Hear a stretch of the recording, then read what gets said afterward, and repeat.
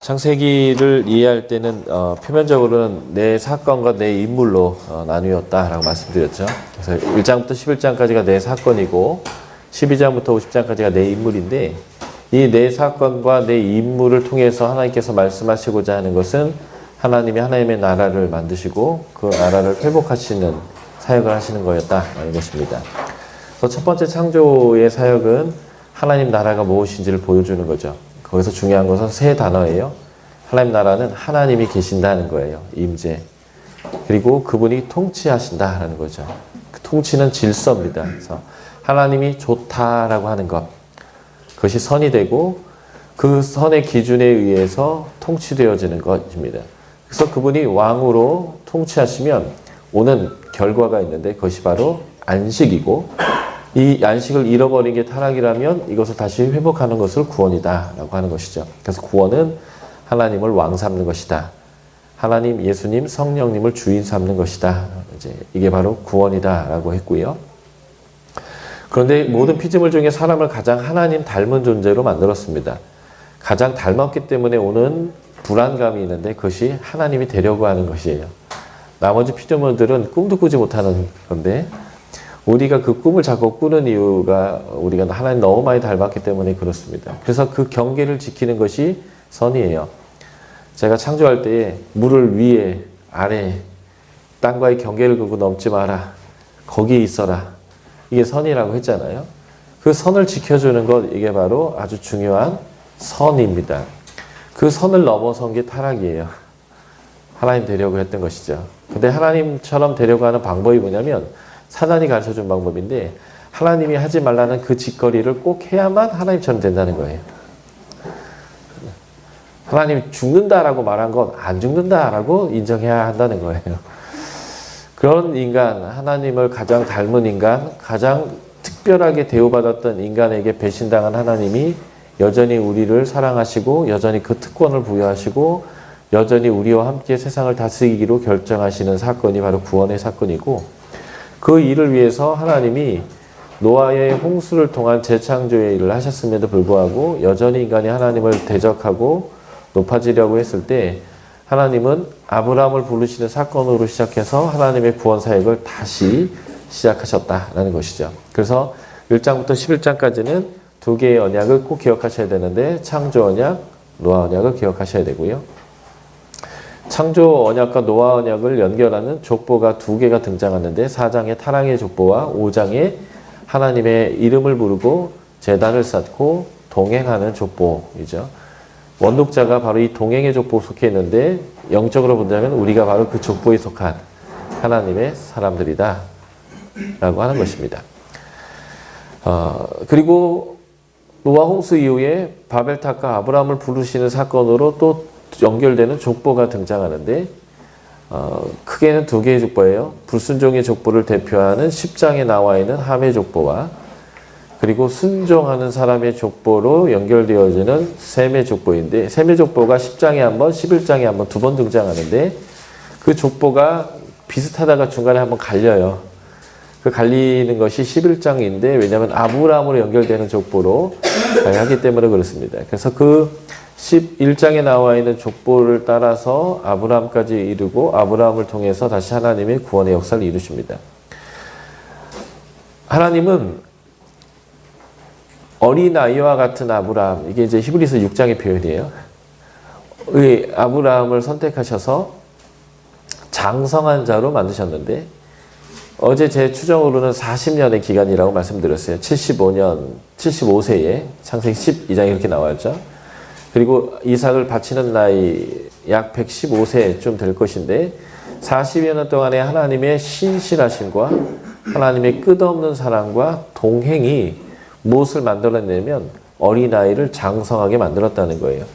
그래서 모든 사람은 자라면서 이 성장하고 또 실패하고 성장하고 실패하는 것을 반복하지만, 결국 하나님이 그리스도의 장성한 분량이 충만한 데까지 우리를 이르게 하실 그 하나님의 열심이 아브라함의 인생을 통해서 우리에게 명확하게 보여주었다. 그것이 하나님의 구원 사역의 시작점이고, 이것이 현재 우리가 예수 그리스도와 맺은 언약의 모습과 동일한 하나의 모델이다라는 것까지 어제 제가 살펴봤습니다. 12장부터 50장까지는 내 인물을 주목해서 쭉 설명하고 있는데 내 인물 중에 아브라함과 이삭과 야곱의 하나님이라는 이름이 나오는데요. 아브라함과 이삭과 야곱과 요셉의 하나님이라는 이름은 나오지 않습니다. 예. 우리가 존경하고 정말 우러러보고 있는 우리 YM의 그 파운더 계시죠. 예, 로렌께서는 왜 요셉의 이름이 안 들어가냐면 하나님이 지혜 주시고 능력 주시고 총리까지 해줬더니 모든 사람들의 땅을 다 사가지고 애굽 왕의 이름 입에다 다 털어 넣어줬다. 그게 이제 잘못한 거여서 그 이름에서 빠졌다 이렇게 말씀하신 적이 있어요. 뭐 계시를 그렇게 받으셔서 말씀하신 거겠지만 성경적으로 얘기하면 그것은 적절한 해석은 아닌 것 같습니다. 아브라함과 이삭과 야곱의 하나님이라고 하는 이름의 그 본래적 의미는 언약의 하나님이라는 의미예요. 어제 제가 10개의 언약이 있었다. 아브라함과 5번, 이삭과 2번, 야곱과 3번 해서 10번의 언약이 있었는데 요셉과는 하나님의 언약이 없어요. 그러니까 사실은 요셉이 뭘 잘못해서가 아니라 언약의 하나님이라고 하는 이름이 아브라함과 이삭과 야곱의 하나님이라는 이제 의미가 되는 것이고 요셉이 뭘 잘못했기 때문에 그 영광스러운 하나님의 그 이름에 이 이름이 빠진 것은 절대 아니다라는 것이고요. 또 미국 사람들이나 서양 사람들이 착각하고 있는 것 중에 하나는 자신들이 하나님 나라에 더 가깝다고 생각하는 거예요. 그래서 모슬렘이나 불교권이 이런 건 아니라고 생각하는 거죠. 그래서 자기네 나라는 하나님의 나라다 이렇게 생각한다면 다른 데는 아니다라는 이 사고관과 세계관이 그대로 투영된 해석 중에 하나가 요셉이 잘못했다라고 하는 것인데 하나님은 하나님의 백성을 통해서 모든 나라와 모든 민족을 구원하고 그 나라에 하나님의 공의와 정의를 시행하려고 하십니다. 출애굽한 이스라엘 백성들이 가나안 땅에서 하나님의 질서인 법도를 따라서 경제 정의를 시행하는 일들을 하나님으로부터 명령을 받았는데요. 그 기반이 뭐냐면 땅의 공개념이에요. 세상이 어떨까피 다 하나님 것이니까. 그리고 전쟁을 통해서 그 땅을 차지했기 때문에 그 땅을 이제 분배할 때 이건 다 내 거지만 내가 너희에게 무상으로 영원히 임대하겠다는 거예요. 그래서 돈 주고 산 게 아니라 그냥 부여받은 백성들이 부여받은 땅인데 그 부여받은 땅을 소산을 내서 자기 것을 먹을 때에 10분의 1을 하나님께 내라. 그리고 나머지는 네가 먹어라. 하고 이렇게 돼 있어요. 근데 여기에서는 혈통, 신분, 배운 것의 여부, 이 사람이 똑똑하냐 안 똑똑하냐와 상관없어요. 모든 사람에게 공평하게 나눠지는 그런 땅이라고 하는 거죠. 이게 바로 경제정의인데 이 출애굽한 이스라엘 백성들에게 이루어졌던 경제 정의보다 더 먼저 이루어졌던 경제 정의가 바로 애굽에서 이루어진 그 경제 정의예요. 이스라엘 백성들이 10의 1조를 냈는데 10의 1조를 정확하게 문자적으로 한다면 10의 2조를 내야 합니다. 하나님은 그래서 이제 요세푸스나 이런 사람들이나 실제 이제 미슈나나 이런 데서 11조를 어떻게 했느냐를 보면 10의 1조를 무조건 했고요. 그 다음에 오순절, 유월절, 장막절 때에 성전으로 올라와서 하나님께 예배하라고 했는데 그때가 11조를 할 때예요. 추수 때 3번 다. 그때 올라와서 먹고 마시고 즐기고 그리고 고아와 과부, 레인들을 돌보기 위한 11조를 한 번 더 했어요. 그러니까 유대인들은 기본 10의 2조를 깔고 들어갑니다. 그리고 3번째 해와 6번째 이 기준은요. 가나안에 들어간 데로부터 이게 정기적으로 오는 거예요. 3번째, 6째 해.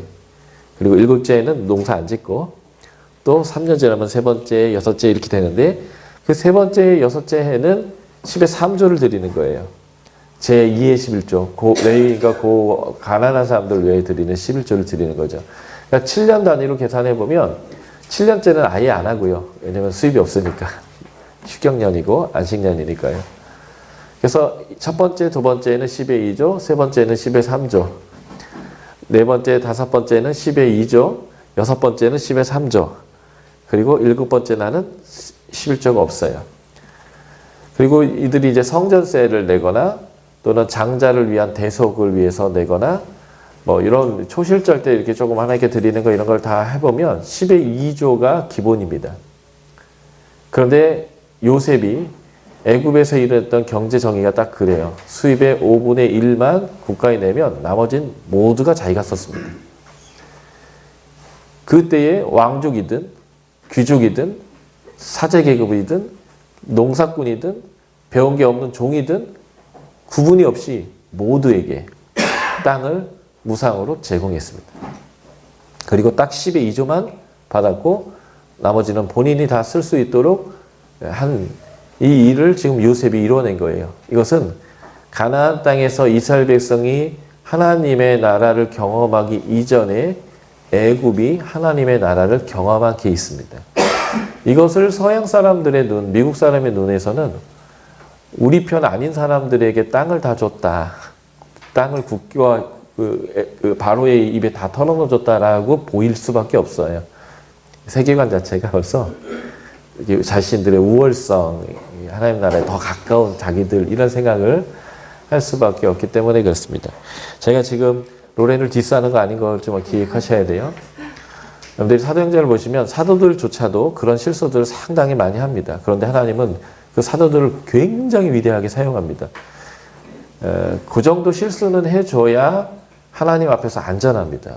완벽하시면 그 선을 넘게 되고 그걸 선을 넘으면 크게 위험하죠. 그러니까 아무리 위대한 리더도 아무리 타고난 리더도 하나님만큼 완벽하게 모든 것들을 하지는 않습니다. 그리고 그분이 받은 계시도 늘 하나님으로부터 100% 옳은 것이라고 우리가 확신할 수는 없어요. 그러니까 제가 디스를 하려고 하는 게 아니라 어떤 부분 성경적인 얘기들을 좀 해드리는 것입니다. 어쨌든 아브라함과 이삭과 야곱이 하나님을 설명하려고 했는데 그것은 언약의 하나님이에요. 근데 재밌는 것은 아브라함과 이삭과 야곱과 요셉 중에 요셉만이 온전하다는 거예요. 흠이 없고요. 아브라함과 이삭과 야곱은요. 참 흠이 많은 사람이에요. 아브라함 마누라 2번 팔아먹었잖아요. 애굽에 내려갔을 때 2번 하나님 죽이는 인간인데 나중에 또 하나님 뒤통수 친다고요. 하나님이 목숨을 걸고 쪼갠 짐승 사이를 하나님이 지나가 주셔도 그거 신뢰하지 못하고 바로 이스마엘 낳는 인간입니다. 그런 흠이 있는 인간이 그래서 하나님 앞에는 소중한 인간이에요. 바로 여러분과 저와 같은 분들이죠. 이런 사람들이 하나님이 성장시켜야 하나님이 하셨다고 모두가 인정합니다. 무슨 말인지 아시죠? 예, 하나님이 하신 거예요. 여러분들이 좀 인격이 좀 됐고 좀 영적으로 성숙하고 이거 여러분들이 한 게 절대 아니고요. 하나님이 하신 겁니다. 그것을 제가 표현할 때 여호와의 전쟁이 그런 거예요. 여호와께서 다 하신 거예요. 우리는 참여된 거예요. 우리는 참여하고 순종할 마음이 있는 거예요. 근데 아브라함도 배도하고 싶어서 또 마누라 팔아먹고 싶어서 그게 즐거워서 그렇게 하는 게 아니고요. 속은 진실로 그걸 하고 싶은데 못하는 거예요. 그런데 하나님이 하셔서 나중에는 자식을 바칠 수 있는 사람이 되는 거예요. 그거는 하나님이 하시는 거예요. 하나님이 하신 거고요. 우리가 바로 그 아브라함처럼 연약하고 나약한 자인데 하나님이 그렇게 하실 거라는 거죠. 그런데 재미있는 것은 이삭도 흠이 많고 야곱도 흠이 많다는 거죠. 그 흠이 많은 것 중에 결정판은 야곱인 거예요. 그런데 그 야곱의 하나님이 행하시는 일이 무엇인가를 보면 얼마나 그가 흠이 많은지를 이제 우리가 볼 수 있어요. 빨간색을 통해서. 그런데 하나님이 이러한 사람을 정말 믿음의 사람으로 성장시키는 이야기. 그래서 아브라함과 이삭과 야곱과의 이야기는요. 불순종하고 흠이 많고 믿음 없는 인간과 여전히 능력이 있으시며 엘샤다이 신실하시며 우리를 여전히 사랑하시고 끝까지 우리를 하나님의 사람으로 만드시는 하나님의 신실한 얘기가 마치 대조를 이루듯이 쭉 가는 게 아브라함과 이삭과 야곱의 이야기예요. 그런데 거기다 하나님은 이렇게 자신의 이름을 붙이셨어요. 나는 아브라함과 이삭과 야곱의 하나님이다. 내가 다 했다. 이런 표현이기도 해요. 사실. 그런데 요셉은 흠이 없이 정말 하나님의 일들을 이뤄냈습니다. 그 결과가 뭔지 아세요? 하나님의 계획대로 큰 민족이 이루어지는 하나님의 구원사에게 성취가 이루어졌다는 거죠. 자, 그래서 제가 흠이 많은 야곱 얘기를 좀 하려고 합니다. 이 얘기를 하면서 이삭도 얼마나 흠이 많았는가라는 것을 보려고 하고요. 아브라함이 그렇게 목숨을 죽여서 하나님께 바치려고 했던 이삭이 장가드는 얘기가 나오는데요. 이 장가드는 얘기도 아주 길어요. 길어도 너무 길어서 하지만 내용은 아주 명확해요. 장가갈 일이 있는데 여기 있는 아브라함이 속해 있는 가나안 땅에 이방 사람들과 결혼시키고 싶지 않아요. 왜냐하면 이것은 원독자에게 주는 메시지가 큰데 신명기 7장에 원독자들은 이방 여인과 결혼을 해서는 안 되고 내 딸을 이방 남자에게 주면 안 돼요. 그래서 하나님의 백성들끼리 결혼하도록, 왜냐하면 우상이 이 가족 안으로 들어오지 못하도록 하기 위한 것인데 그 메시지가 이 창세기 안에 가득합니다. 그래서 나중에 야곱이 형 속여갖고 이제 쫓겨나고 하란으로 갔을 때 이 에서가 한 행동이 기록되어 있는데 그게 뭐냐면 자기가 가나안 여인과 결혼한 것이 아버지 어머니한테 탐탁치 않고 그것이 아버지 어머니한테 사랑받지 못할 일이다라고 그가 깨달아서 이스마엘의 딸을, 그래도 아브라함의 son이잖아요, 결혼했다 이런 얘기와 또 야곱이 떠나갈 때에 아버지 어머니가 꼭 집어서 한 가지를 요청했어요. 그게 뭔지 아세요? 거기 가거든 장가를 가야겠지만 그 땅 여인들하고 절대 결혼하면 안 되고 우리의 혈족 중에서, 왜냐하면 하나님이 갈대 우르로부터 아브라함이 아버지와 그 가족을 부르셨어요.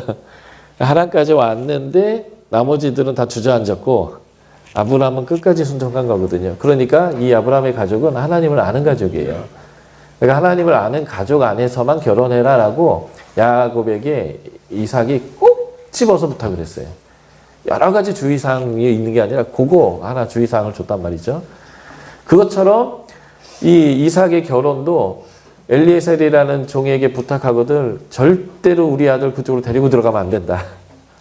하나님이 여기 있으라고 했지 되돌아가면 안 된다. 결혼시킬 때는 거기서 여자를 데려와라. 근데 우리 가족 중에 데려와라. 했는데 그 데려오는 일이 하나님의 섭리 안에서 착착착착 이루어져서 결혼했다는 거예요. 그래서 40세에 결혼을 했는데 60세가 될 때까지 이삭이 아이를 낳지 못합니다. 이 집의 그 특징이 불임인지도 모르는데. 그러니까 20년 결혼 생활 동안 아이를 낳지 못하니까 이 부부가 하나님께 기도했어요. 하나님 아이 주십시오. 그래서 하나님이 그들의 기도를 들으시고 아이를 갖게 했는데 하나님의 특별한 선물로 쌍태를 주셨어요. 이왕 선물 주시는 거 더블로 주겠다 이렇게 하신 것 같아요. 쌍태를 주셨는데 애들이 뱃속에서 태동이 장난이 아닌 거예요. 싸움하는 것 같은 거죠. 그래서 하나님께 물었습니다. 하나님 이게 무슨 일입니까? 라는 거죠. 창세기 25장을 한번 볼까요? 창세기 25장 22절 25장 22절에 보면 그 아들들이 그의 태 속에서 서로 싸우는지라 그가 이르되 이럴 경우에는 내가 어찌할꼬 하고 가서 여호와께 물었다. 엄청 싸웠나 봐요. 보통 이제 임신을 아내가 하고 배가 막 이렇게 나왔을 때 보면 애가 움직여가지고 발이 이렇게 쏙 밀어내기도 하고 손이 이렇게 밀어내기도 하는 게 되게 신기한 모습을 보기도 하거든요. 그래서 그래도 막 이렇게 한 게 아니라 막 둘이 막 너무 싸우고 배가 푹푹푹 했나 보죠. 그러니까 이게 뭐냐.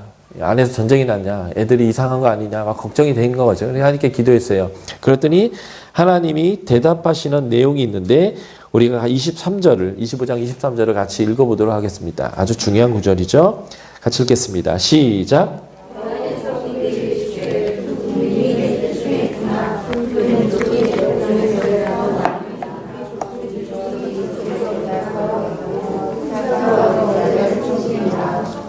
예.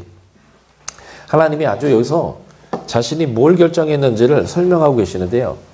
뱃속에 두 민족이 있어요. 그런데 큰 자가 작은 자를 섬길 거라고 얘기합니다. 이 말은 태어날 때에 물리적으로 태어날 때 장자였던 애가 하나님이 선택한 장자가 아니라 둘째로 태어나는 애가 내가 장자권을 부여할 장자로 삼았다. 이런 말이에요. 그러니까 야곱은 장자였단 말이에요. 차자로 태어날 운명이지만 장자였다라고 하나님께서 말씀하시는 겁니다. 이게 이제 로마서로 가면 로마서 9장부터 11장이 하나님은 이스라엘 백성을 버린 게 아니라 여전히 그들도 사랑하고 그들도 구원할 것이고 반드시 구원할 거다라는 것을 설명하는 내용인데 거기에서 이 얘기를 언급하면서 얘네 둘이 뱃속에서 무슨 죄를 진 것도 있고 선한 것도 없고 그냥 뱃속에서 태어나 있을 뿐인데도 하나님이 주권적으로 에서가 아니라 야곱을 선택했다. 토기장이가 진흙을 주물러서 이 그릇을 만들든 저 그릇을 만들든 귀하게 만들든 천하게 쓸 그릇을 만들든 하나님의 주권이듯이 구원의 일, 하나님의 그 선택은 하나님의 주권이다라고 얘기할 때 이 얘기가 설명돼요. 그러니까 하나님의 주권의 문제인 거죠. 그래서 하나님이 결정하신 거예요. 뭘 야곱이 더 잘했거나 에서가 뭘 못해서가 아니라 나는 내가 누구를 통해서 이 구원의 역사를 이루어갈 거다라고 하나님께서 결정하신 거예요. 그러니까 제가 여기서 도표를 이렇게 그린 거예요. 은혜. 옛날에 보면 우리가 살던 시대로부터도 50년, 40년만 지나가면 옛날에 자식들을 막 4명, 5명 낳았는데요. 부모가 장자에게 올인해요. 그 장자 위에 딸들이 있어도 적당히 공부시키고 다 공장 보내가고 돈 벌어오게 해가지고 그 장자가 대학 가고 대학원 가도록 돈 벌어오라고 해가지고 모든 돈을 장자에게 올인했다고요. 왜냐면 장자니까. 이 장자의 특권이라는 게 너는 우리 집을 이끌어갈 사람이야. 뭐 이런 거가 너무 강해서 그래서 상속을 해도 막 다 몰아주기도 하고 그러니까 장자로 태어난다는 건 엄청난 특권인 건데 이 당시에는 더 큰 특권이거든요. 그런데 하나님이 야곱에게 은혜를 베푼 거예요. 이거는 야곱의 어떠한 거 상관없어요. 근데 야곱은 DNA 자체가 아주 괴악하고 약삭 빠르고 막 그런 인간 같아요. 근데도 하나님이 하시는 것이 명확하게 드러나서 해서 그런지 모르지만 섭리로 그냥 그 약삭 빠른 녀석을 장자로 선택했어요. 이게 은혜예요. 장자로 그냥 지명받은 것입니다. 그래서 그가 장자로 태어났습니다. 그런데 그는 자라면서 깊은 나락으로 떨어지는 것 같은 그러한 실패의 모습들을 스스로 선택하게 됩니다. 하나님의 은혜에도 불구하고 말이죠. 그것을 설명하는 얘기가 무엇이냐면 그가 장자라고 인식한 것 같아요. 이유는 엄마가 이 아들 편을 들면서 하는 행동을 보면 명확할 수 있습니다. 특별히 아버지가 에서에게 이제 내가 너한테 장자의 축복을 줄 테니까 내가 좋아하는 거 잡아다가 음식해와라. 내가 먹고 즐거이 축복하겠다. 이 얘기를 들은 엄마는요. 얼마나 민첩하고 신속하게 일을 처리해 나갈지 몰라요. 그러면서 야곱에게 내가 다 책임지겠다고 그래요. 아니요. 형은 털이 많고요. 저는 없어요. 이거 딱 걸릴 일입니다. 그러면 복음고사하고 저주받을 겁니다 했더니 그 저주는 내가 받을 테니까 신경 쓰지 말고 넌 내가 시키는 대로 해. 그래서 양 가져와. 그래서 형 옷 가져다가 애 입히고 양 가져온 걸로 요리하고 털 붙여주고 엄마가 다 해요. 뭐냐면 엄마는 이 아들이 하나님이 분명히 장자라고 얘기했는데 이 남편이 하나님 뜻을 어기고 자기가 좋아하는 아들에게 장자권을 주려고 하고 하는 이 상황에 대해서 뭔가 하려고 하는 거예요. 그러니까 이러한 내용들을 잘 보면 야곱은 어머니와 친하게 지내면서 야, 너 뱃속에 있을 때부터 니네 둘이 엄청 싸웠다 하는데 하나님께 물어봤더니 네가 장자래더라 라는 얘기를 분명히 들었던 것 같아요. 그러니까 야곱은 장자로 태어난 걸 알았던 것 같아요. 장자이어야 했습니다. 그런데 문제가 생겼어요.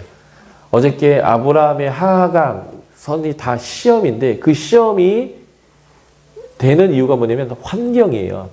하나님의 말씀이 없었거나 하나님이 함께하지 않은 게 아니라 환경에 지배를 받는 것인데 지금 이 야곱이 지배받고 있는 환경이 무엇이냐면 아버지 이삭이에요. 우리는 이삭을 순종의 사람이라고 많이 설교를 들었어요.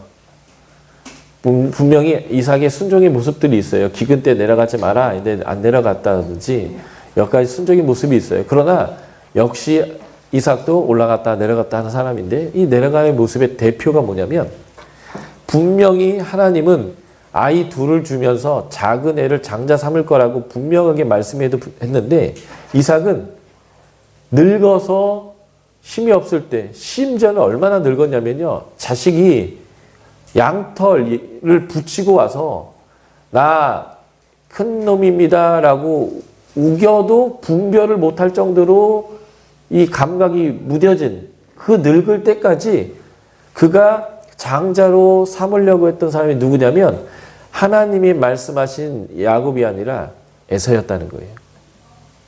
얼마나 완악해요. 하나님이 분명히 얘기했거든요. 야곱이 장자라고. 그런데 이삭은 늙어서 아들 둘 중에 하나가 누구인지를 분별하지 못할 그 나이까지 그가 갖고 있었던 결론은 계시, 하나님의 말씀에 근거한 결론이 아니라 환경에 의한 결론이었다는 거예요. 환경에 의한 결론이 뭐냐면 어제도 제가 말씀드렸는데 이 당시에는 치안이 불안해요. 고향 친척 아버지 집을 떠났다는 것은 죽은 것 같아요. 그러니 이제는 자식들을 그리고 내 식솔들의 세력을 부리고 내가 가족을 이루어서 내가 스스로 나를 보호해야 합니다. 그렇기 때문에 그 부족의 그 가족의 리더는 세어야 해. 센 사람이어야 돼. 그러니까 요즘으로 얘기하면 남자, 상남자, 남자가 돼야 합니다. 그러니까 털 좀 나 있고요. 예, 우락부락하고요. 싸움에 따면 앞서서 싸우고 할 수 있는 상남자가 필요합니다. 근데 야곱은요. 시대를 잘못하고 태어났어요. 요즘 태어났으면 진짜 야곱은 대단한 삶이에요. 요즘에 그 뇌가 섹시한 남자, 뇌생남. 야곱은 뇌생남이에요. 요즘은 또 요리하는 남자가 대세예요. 그죠? 요생남. 야곱은 그 두 가지 효과를 다 갖췄어요. 시대를 잘못 태어난 거죠. 한 4,000년 후에 태어났으면, 한국에서 태어났으면 왔다는데, 그 당시에는 털도 없고, 예. 히틀러가 유대인들을 막 죽였다고 하는 이유 중에 하나가 유대인들이 놀려서 그랬다는 얘기가 있어요. 털 없다고. 서양만 가도 지금 현대에도 털 없는 남자들을 애 취급해요. 그리고 저쪽 모슬렘 지역 가면 더 심합니다. 그래서 모슬렘 지역 선교사님들 다 우리가 보기엔 보기 쉬운데 뭐예요? 코스염 다 키우잖아요. 털 없으면 애거든요. 근데 이 당시에 더 심했어요. 그러니까 털도 없죠. 요리나 했었죠. 엄마랑 입하고나 하고 있죠. 그러니까 본문은 이 사람이 조용한 사람이 이렇게 표현됐어요. 25장 27절에 이 조용한이란 단어가요. 원어로는 완벽한, 완전한, 순결한, 흠없는 이런 뜻이에요. 그렇지만 그 당시 시대적 눈으로는 완벽한 게 아니고 정말 리더로서 별 가치가 없어 보이는 이렇게 될 수밖에 없는 거죠. 하나님의 눈에는 완벽한데 세상의 눈으로는 너무 약한 거예요. 그러니까 아버지는 그 환경, 우리 부족이 살아남기 위해서 리더는 강인한 남자여야 되는데 야곱은 그렇지 못하니까 환경에 의해서 하나님의 계시를 따라가지 못했다는 거예요. 이게 이삭의 불순종의 결정판이에요. 그래서 그는 마지막 결정을 내렸는데 그래도 애서 네가 해야겠다. 내가 기분 좋게 축복할 테니까 네가 사냥을 해가지고 요리해서 와라. 이렇게 나온 거예요. 그러니 이삭은 불순종의 모습을 보인 거죠. 이 리브가도 불순종의 사람이라고 생각해요. 이유는 이것입니다. 하나님은 하나님의 일을 하나님이 이루실 때 우리의 도움이 필요한 분이 아닙니다. 그런데 하나님의 뜻을 이루려고 남편과 불화해가면서 날씨가 안 좋은가요? 네. 그 불화해가면서 자신의 방법으로 하나님의 계시를 이루려고 애를 썼어요. 그것도 온전한 게 아닙니다. 제가 아까 말씀드렸죠. 선을 지키는 게 믿음이고 선을 지키는 게 선이라고요. 자신의 방식으로 하나님의 선을 이루려고 애썼습니다. 애서는요. 신약성에서 여러 번 나오지만 장자권을 경시 여겼습니다. 팥죽 한 그릇, 떡 한 그릇에 팔아먹을 만한 그런 사람이에요. 그래서 히브리서에서 경고할 때에 이런 사람 되지 마라 라는 세 가지 경고 중에 하나가 이 에서와 같은 사람 되지 마라. 영원한 것, 가치 있는 것을 가치 없는 것과 바꿔먹는 놈, 그런 놈 되지 마라. 라고 하는 아주 미련한 인간의 대표격으로 신약에서 언급되어집니다. 야곱은요. 야곱 또한 자신의 환경, 아버지죠. 하나님 분명히 나라고 했는데 아버지가 그 일을 실행하지 않으니까 자신의 방식으로 그 일을 완수하려고 했습니다. 그러니까 이러한 집안을 콩가루 집안이라고 불러요. 아빠나 엄마나 형이나 동생이나 다 자기 생각으로 움직여요. 자기 방법으로 움직입니다. 이게 바로 우리 믿음의 조상들의 실상입니다. 그래서 감사한 거예요. 우리가 좀 더 나아 보인다 하는 거죠. 그리고 그래서 감사한 거예요. 하나님은 이런 인간들을 믿음의 사람으로 만드셨다 하는 거예요. 그래서 우리에게 가능성이 있는 거예요. 우리가 우리 자신을 알잖아요. 우리가 얼마나 부족하고 연약한지를. 그럼에도 불구하고 우리에게 가능성이 있는 거예요. 왜냐하면 정체성은 내가 보는 나가 아니라 하나님이 보는 나인 거예요. 내가 무엇을 할 수 있느냐가 아니라 하나님이 나와 함께 무엇을 하고자 하느냐의 그 정체성이 나오기 때문에 그렇습니다. 아브라함과 이삭과 야곱의 삶은 불순종하고 연약하고 부족하고 정말 그러한 인간을 보여주는 거예요. 그런데 하나님은 그들을 위대한 믿음의 사람으로 이름하였고 그렇게 이끌어 가셨다는 거죠. 그 모습의 결정판이 이 야곱이에요. 그래서 그는 팥죽을 쓰기 시작합니다. 형이 나갔다 들어오면 배고플 것이 뻔하고 이 인간은 아주 1차적인 인간이기 때문에 배고프면 제가 뒷산 사람 있잖아요. 그 못 드는 사람 있잖아요. 마녀를 변한 사람처럼. 요즘은 그렇게 심하진 않는데 그걸 이용해서 뭔가 할 수 있거다라고 계산하는 거예요. 그러니까 계산적으로 타이밍 맞춰서 죽을 쓰고 있는 거예요. 보이게, 냄새나게. 그리고 그 인간이 왔을 때 딱 그 함정에 빠지게 하고 딱 그것으로 거래를 하는 자신의 방식으로 장자권을 획득하겠다. 그래서 그는 하얀 곡선을 긋기 시작합니다. 그런데 여전히 아버지는 도와주지 않아요. 형이 장자권을 주려고 결정했습니다. 그랬더니 이 사람은 이제 아버지에게 거짓말을 해서 들어가요. 아버지가 3번 확인했어요. 너 맞냐? 왜냐면 목소리가 변조가 안 됐나 봐요. 목소리는 야곱인데 맞냐? 그러니까 아버지가 냄새도 맡아봐요. 그러니까 엄마가 얼마나 치밀했냐면 에서의 옷을 입혔어요. 그리고 아버지가 감촉을 느껴봅니다. 그러니까 어머니가 털도 붙여놨어요. 근데 얼마나 예사가 털이 많았길래 그 짐승이 털을 붙인 걸 가지고 구분을 못했는지 그만큼 감각이 떨어진 건지 어찌 모르지만 어쨌든 3번 확인했어요. 아버지가 너 맞냐? 그런데 3번이나 맞다고 대답했어요. 이거는 고의적이고 악의적이며 강력한 의지를 가지고 거짓말을 했다라는 것을 보여주는 얘기예요. 그래서 그는 더 나락으로 떨어집니다. 그래서 그가 결국 형에게 장자권을 샀고 아버지에게 장자의 축복을 받아는 냈어요. 그렇지만 그는 더 나락으로 떨어집니다. 왠지 아세요? 거짓말하고 장자권을 받은 이유가 잘 먹고 잘 사는 거였는데 그는 그 축복을 받은 그 즉시 어떤 상황에 의했냐면 살해의 위협. 에서가 이렇게 얘기했어요. 아버지가 곡할 때가 가까이 왔다. 이제 아버지 곧 죽는다는 거예요. 아버지만 죽어봐라. 너 죽여버린다. 그래도 효자였나 봐요. 아버지 있는 동안 동생은 안 죽이겠다 이제 결정한 거죠. 근데 그 아버지와 어머니가 이걸 알아버린 거죠. 그러니까 효자는 아닌 거예요. 결국. 아버지가 곡할 때가 가까웠으니 너 이제 곧 죽이겠다. 그러니까 살해의 위협, 생명의 위협이 생겼죠. 두 번째는요. 고대에는 가족은 내 안전의 기반이고 내 번영과 내 행복의 기반입니다. 그런데 여기로부터 쫓겨나는 거예요. 두 번째 상실이에요. 세 번째 뭘 잃었을까요? 그전에는 장자권은 없었을지 모르지만 아버지 가족의 품 안에서 잘 먹고 잘 살았거든요. 이제 무일푼 거지가 됐습니다. 그래서 하늘을 입을 삼고 바닥을 요 삼고 돌을 벽에 삼는 노숙자 의 인생이 되어버렸단 말이에요. 그는 3가지를 다 잃었습니다.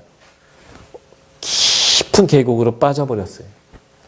그리고 이제 그는 살 길을 찾아서 집도 절도 없는 그래서 어디에 어떻게 우리 가족이 사는지를 모르지만 거기쯤에 있을 거다라고 하는 막연함을 가지고 살기 위하여 도망가는 신세가 되었단 말이죠. 그래서 28장에 그가 노숙을 합니다. 돌벽에를 베고 자요. 그런데 거기에 하나님의 은혜가 다시 임합니다. 내가 너를 장자로 삼겠다 했던 그분이 여전히 나는 너를 장자로 인정한다라고 하나님이 오셔서 언약을 맺기 시작하는 거예요. 이게 바로 벳엘입니다. 벳가요 히브리어로 집이란 뜻이에요. 베들레헴 할 때 이 벳자가 써야 돼요. 떡집. 그리고 엘은 엘샤다이 엘로힘 할 때 하나님이란 단어예요. 벳엘은 하나님의 집이란 뜻입니다. 이걸 다르게 말하면요 성전이란 뜻이에요. 하나님이 거기 임재하셨으니까요. 나중에 요한복음 1장 마지막 절에 보면 나다나엘을 만났던 예수님이 나다나엘이 예수님이 자신이 무화과 나무 밑에서 있었다는 것을 보았다라는 말 때문에 놀라니까 뭘 이런 걸 갖고 놀라니 너는 더 큰 것을 볼 거야 하면서 뭐라고 얘기했는 줄 아세요? 인자 머리 위에 천사가 오르락 내리락 하는 것을 볼 거야 라고 얘기했습니다. 바로 이 창세기 28장을 떠올리는 거예요.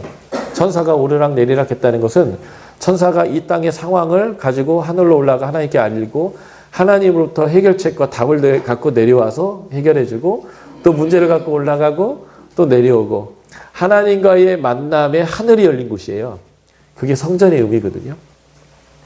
예수님의 위에 사다리가 놓이고 천사가 오르락내리락 하는 것을 볼 것에 대해서 나다에게 얘기한 것은 무슨 얘기냐면 예수님이 성전이라는 얘기예요. 그리고 요한복음 2장에 딱 예수님의 성전에 대해서 얘기해요. 성전을 허라 사흘 만에 짓겠다. 뭔 소리냐? 지금 BC 20년부터 지금 26년 동안 지어왔는데 아직도 다 못 졌다. 그랬더니 요한이 거기에다 요약 진술을 쫙 넣었죠. 그것은 성전을 얘기하는 게 아니라 예수님의 육체를 얘기하는 거예요. 예수님이 죽고 다시 살아나는 것이 바로 예수님이 성전되는 사건이거든요. 그러니까 지금 이 베델은 야곱이 하나님과 만남을 얘기하는 거예요. 성전이 거기에 있은 건데 여기서 하나님 뭘 하셨는지 아세요? 언약하셨어요. 아브라함의 하나님이요 너희 아버지 이삭의 하나님이다. 내가 너의 언약을 맺겠다. 그 언약의 내용이 세 가지예요. 아브라함과 이삭과 야곱의 언약에서 세 개가 중요하다고 했죠. 첫 번째 뭐였어요? 큰 민족. 두 번째 땅. 그리고 복의 근원. 이 세 가지를 여기서 언급하시면서 내가 너와 함께 가서 그 바단 아람 이 하란에서부터 여기에 되돌아올 때까지 책임지겠다고 약속하셨습니다. 마치 아브라함에게 너를 축복한 자를 축복하고 너를 저주한 자를 저주하겠다라는 것 똑같이요. 잘 생각해 보세요. 하나님이 그에게 장자권을 주시고 계시하시고 선택하셨어요. 그런데 이 인간은 하나님을 신뢰하지 않아요. 일도요. 왜요? 아버지가 안 도와주니까. 그래서 자신의 방식으로 요리도 하고 형의 장자권도 사들이고 아버지에게 거짓말을 해서라도 장자권을 획득하려고 하는 하나님에 대한 신뢰가 1도 없는 인간이에요. 그래서 그가 당한 상황이 뭐냐면 모든 걸 잃었어요. 하나님을 신뢰하지 않아서. 그런데 그 인간에게 하나님이 찾아왔단 말이에요. 그리고 제가 하나님이었으면 날라차기부터 했을 텐데 너 이따위로 살 거냐. 내가 너에게 계시를 줬고 택했는데 왜 나를 신뢰하지 않냐. 이렇게 얘기하는 게 아니라 여기도 어떤 조건이 없어요. if가 없어요. 난 너 언약 맺겠다. 나는 누구냐면 아브라함의 하나님이요 이삭의 하나님이다. 내가 너 언약을 맺을 나는 너희 하나님 될 거다. 이 얘기예요. 아브라함과 이삭과 야곱의 하나님 되겠다. 내가 너희 조상에 했던 똑같은 언약을 해주고 똑같은 은혜를 해주고 다 책임질 거다. 그래서 그는 반등합니다. 놀라운 장이에요. 우리 하나님이 어떤 분인지를 다시 한번 경험하는 장이에요. 반등합니다. 라반의 집에 갔습니다. 엘리에셀이 이삭의 아내 리브크를 만날 때도 우물에서 역사가 이루어졌는데 이번에도 우물에서 역사가 이루어져요. 우리나라는 역사는 물레방앗간에서 이루어지거든요. 우물에서 만나요. 그래서 거기에서 또 라헬을 만나고 그래서 가족과 함께 이렇게 하게 되는데 라반이 보니까 얘가 쓸만한 거예요. 그리고 정황상으로는 이 딸들이 목동을 하는 거 보니까 아직 아들이 없어요. 나중에 아들이 태어나는 것 같아요. 그러니까 지금 딸들만 있는 라반의 입장에서는 이 복이 덩쿨로 들어온 것 같은 거예요. 그래서 처음에 이렇게 봤더니 쓸만해. 그래서 야 그냥 우리가 가족이지만 어떻게 공짜로 일하겠냐. 싹을 정해라 라고 했는데 여기에는 다분히 제 추정이 들어가지만 여기 다시 야곱이 야곱적으로 싹 돌아갑니다. 집안에 보니까 남자가 없어요. 예. 그래서 내가 이 집의 사위가 되면 이 집안을 통으로 먹을 수 있을 것 같은 거예요. 그래서 그가 싹을 요구할 때 월급을 요구한 게 아니라 싹을 요구한 것이 아니라 뭘 요구했냐면 이 집 딸을 요구했습니다.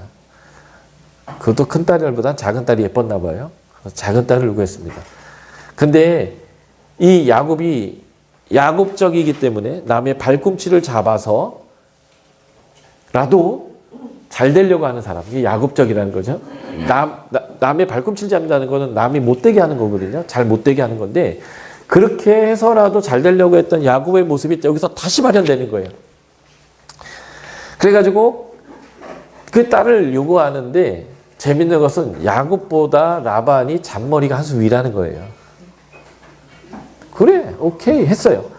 그래서 7년을 수일같이 일해서 결혼식을 하고 아침에 일어나 봤더니 딴 여자가 들어와 있는 거죠. 깜짝 놀란 거예요. 그러니까 여러분들 술을 조심해야 돼요. 정신을 잃을 정도로 마시면 안 돼요. 아무리 기쁜 날이어도. 그래서 이 장인에게 가서 따졌습니다. 이게 뭔 일입니까? 둘째 약속했는데 왜 첫째가 들어와 있습니까? 그걸 구분 못한 자기도 죄지만 어쨌든 원통하니까 따졌더니 뭐라고 얘기하냐면 우리 동네에서는 첫째 먼저 시집 보내야지 둘째 먼저 시집 보내는 그게 없다는 거예요. 그 얘기는 7년 전에 계약할 때 얘기해야 될 얘기잖아요. 계약이 성사됐고 그 계약을 완료했는데 이제 와서 그렇게 행하는 거는 라반이 벌써 머리를 굴리는 겁니다. 이 본문에 보면 야곱도 그렇게 얘기해요. 내가 처음 왔을 때 당신의 양 떼는 요만큼이었다고. 근데 지금 엄청 많지 않냐. 또 라반도 얘기해요. 야곱에게. 야, 하나님 너와 함께 하셔서 내가 복 받는 거 내가 안다. 라반이 얘를 계속 써먹고 싶은 거예요. 그러니까 얘가 라헬 좋아하는 거 아니까 잔머리 굴려가지고요. 더 일시켜 먹으려고. 그래서 대뜸 제안하는 제안이 뭔지 아세요? 7년 더 해라. 둘째도 줄게. 그리고 애가 7년 못 기다릴 것 같으니까 7일만 더 일하면 일단은 줄게. 선입금. 월급을 먼저 받고 나중에 일해도 된다. 이게 뭐예요? 그러니까 딱 보여요. 라반의 계략이 딱 보인다고요. 그래서 야곱은 14년을 아내 둘 얻는 데 썼어요. 그렇다고 하나는 원하지도 않는데.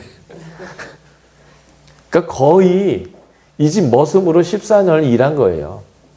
어차피 라반 입장에서는 내 딸들 나하고 같이 사는 거기 때문에 손해볼 게 하나도 없는 장사를 한 것입니다. 잔머리 굴려봐야 오는 결과는 별게 없어요. 그냥 하나님이 그어준 선과 하나님의 질서가 뭐냐를 따라가는 게 늘 남는 장사입니다. 야곱이 이렇게만 하지 않았다면 자기 방식을 택하지 않았다면 20년이라고는 라반 밑에서의 개고생을 하지 않았어요. 그 20년의 개고생의 이유는 자신의 방식을 충실하게 따랐기 때문에 그렇습니다.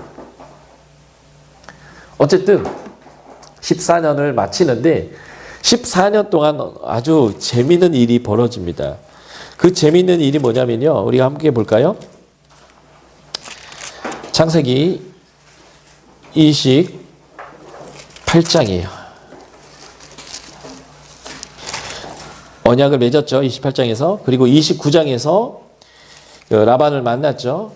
그리고 라반의 속임을 당해서 아내를 얻었는데 29장부터 우리가 좀 볼게요. 29장 31절부터 이 야곱이 아들들을 낳기 시작합니다.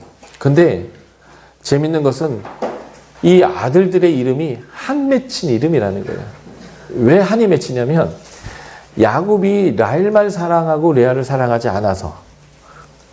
지금 제가 아까 콩가루 집안을 소개했는데 이삭과 리브가는 이삭은 에서만 사랑했고요. 에서를 더 사랑했고 리브가는 야곱을 사랑했어요. 이걸 편애라고 하죠. 그러니까 야곱은 결혼했는데 레아와 라헬 중에 라헬만 사랑해요. 그러니까 여기서 나온 아들이 둘이 있는데 그 중에 하나가 요셉이잖아요. 얘만 사랑해요. 그래서 얘 팔려나가잖아요. 형제들에 의해서. 이것 때문에, 그러니까, 좋은 아빠 아니에요. 이삭을 여러분들이 좋은 이미지를 갖고 있었을 텐데, 제가 좀 동심 파괴하듯이, 요새 믿음을 파괴해서 미안하는데, 성경은 일부 다치에 대한 표현이 율법에 나와도 동일하게 사랑해 주도록 요청하고 있거든요. 근데 가정이 깨어지니까 계속 이 가정의 깨어짐이 계속 흘러가요. 가정의 회복이 필요한 거죠. 어쨌든 야곱은 라헬만 사랑하고 레아를 사랑하지 않는데 신기한 일이 있어요. 손만 잡고 잤는데도 애가 태어나요. 라헬 쪽에서. 그 애가 첫 애가 태어났는데 애 이름이 뭔지 아세요? 루벤인데요. 이게 이제 29장 32절인데 이 루벤의 이름 뜻이 뭐냐면 보라 아들이라 이거예요. 얼마나 한이 맺혔느냐면 내가 이제 아들을 얻었으니까 이제 남편이 나 사랑해 주겠지 뭐 이렇게 하는 거예요. 그래서 33절 보세요. 29장. 그가 다시 임신하여서 아이를 낳고 여호와께서 내가 사랑받지 못하셨음을 들으셨다 하고 애 이름을 한 맺힌 이름 들으셨다. 시몬이라고 줬어요.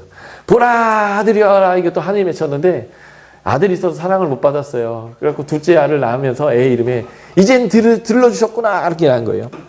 그런데도 여전히 그런 것 같아요. 그래서 34절 보면 레위를 낳아요. 연합하리로다. 이젠 남편이 내 편 될 거야. 한 맺혀서 네.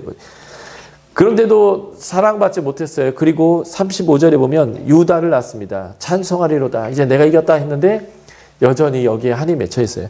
근데 더 재미있는 게 30장이에요. 라인이 열받았습니다. 시기했어요. 왜 나한테는 자식 안 낳게 해주는 거야? 안 낳게 해줬겠어요? 못 낳은 거지?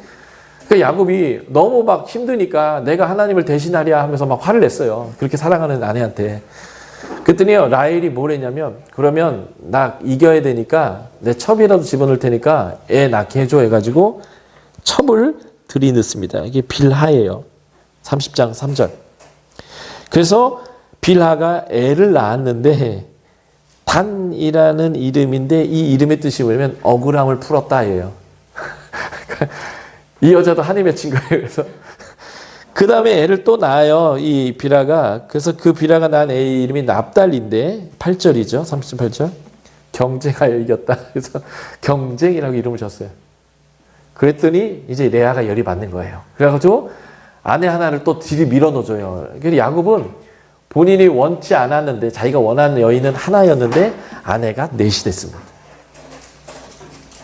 제가 이제 2002년에 결혼을 했어요. 그리고 이제 한 17년째 살고 있는데요. 제가 결혼 생활하면서 깨달은 진리 중에 하나가 있습니다. 아내는 하나만으로도 충분히 고통스럽다는 거. 물론 아내도 그것을 경험했을 거예요. 왜냐면 남자와 여자가 만나서 하나 되는 것, 하나님의 뜻에 맞춰서 하나 되는 것은요, 굉장히 힘들고 어려운 일이에요. 그걸 제가 재밌게 표현할 때 하나만으로 충분히 고통스럽다는 거예요. 하나님 다음으로 높은 분, 아내이고 남편이거든요. 그래서 그를 섬겨야 되고 사랑해야 되고 모든 것들이 다 용납되어져야 되고 모든 것을 다 내 것이면도 다 주어도 아깝지 않는 그런 하나됨을 이루어야 되니 얼마나 어려운 일이겠어요. 하나만으로도 충분히 고통스러워요. 근데 야곱은요, 넷을 얻었어요. 본인이 원하지 않았는데. 그러니까 야곱이요, 집 나가서 진짜 개고생한 거예요. 아내 둘을 얻는 과정 안에서 넷까지 됐고 그 아내들이 얼마나 싸우는지 몰라요. 그러니까 나중에 둘이 싸우는데 그 첫 번째 아들 루벤이 어디서 합판체라는 것을 이렇게 가져왔어요. 이게 이제 체험제예요, 일종의. 근데 이제 라헬이 그걸 딱 보더니 나 그거 갖고 싶어, 내놔 그랬어요. 그랬더니 레아가 뭐라냐면, 야, 네가 남편 빼앗아 간 것도 모자라서 이걸 달라고 하냐고. 이제 레아의 한 맺힌 소리죠. 그랬더니 라헬이 뭐라고 한지 아세요? 오늘 퇴근하면 남편 줄 테니까 줘 하고 가져갔어요. 그리고 야곱은 퇴근을 했는데 자기 의지와 상관없이 오늘 당신 빌려줬으니까 가 해가지고 그걸로 갔어요. 근데 그날 밤 또 아이가 태어났어요. 그러니까 이렇게 야곱이 살았어요. 참 힘들게. 근데 재밌는 것은요, 이러한 콩가루 집안과 편애와 가족 안에서의 경쟁과 싸움 한복판에서 무엇이 이루어졌냐면 하나님의 나라를 상징하는 12지파가 형성됐습니다. 신기하죠? 인간은 불의한데 하나님은 하나님의 일을 하고 계세요. 그리고 14년이 끝났습니다. 그때 이제 야곱이 집에 가겠대요. 라반에게 나 집에 갈래요. 그랬더니 라반이 얘기하는 거예요. 야, 너 하나님이 함께 계셨고 너 때문에 내가 복 받는 거 안다. 그러니까 이제 싹을 정하자. 이제는 아내 말고 월급 줄게. 싹 줄게. 그게. 그래서 이제 야곱하고 거래를 하는데 어떻게 거래했냐면 네 거 내 거 구분이 명확하도록 무늬 있는 거 얼룩덜룩한 거 너 가져라 야곱. 하얀 거 까만 건 나 갖겠다. 그래서 딱 했어요. 라반은 평생 목동으로 산 사람이에요. 목축업자입니다. 무엇이 우성이고 무엇이 열성인 줄 아는 거예요. 그러니까 야곱에게는 열성을 준 거고 자신은 우성을 가진 거예요. 그러니까 이렇게 났을 때 더 많이 나는 쪽을 내가 선택한 거죠. 뭐 갑이니까 갑질하는 그 상황이니까 그렇게 할 거예요. 그런데 20년이 딱 지났어요. 아내 얻는데 14년 그리고 6년을 더해서 이제 싹을 받는 6년인데 총 야곱이 라반의 집에서 고생한 기간이 20년인데 6년 동안 이 싹을 받는데 재밌는 것은 야곱이 이렇게 언급해요.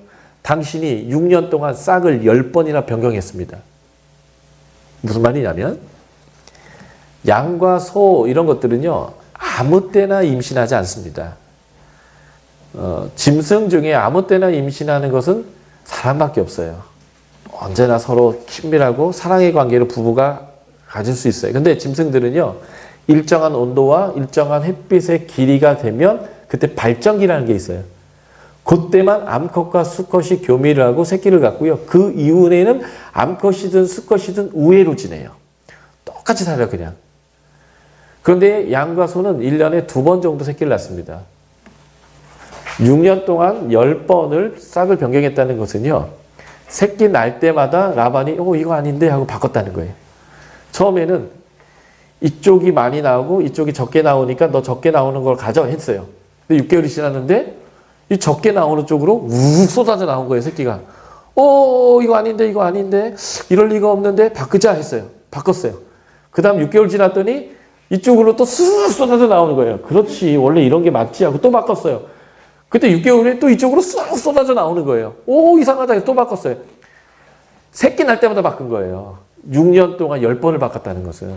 6개월 단위로 바꾼 거거든요. 이걸 뭐라고 얘기하냐면요. 로또 맞은 거예요, 야곱은.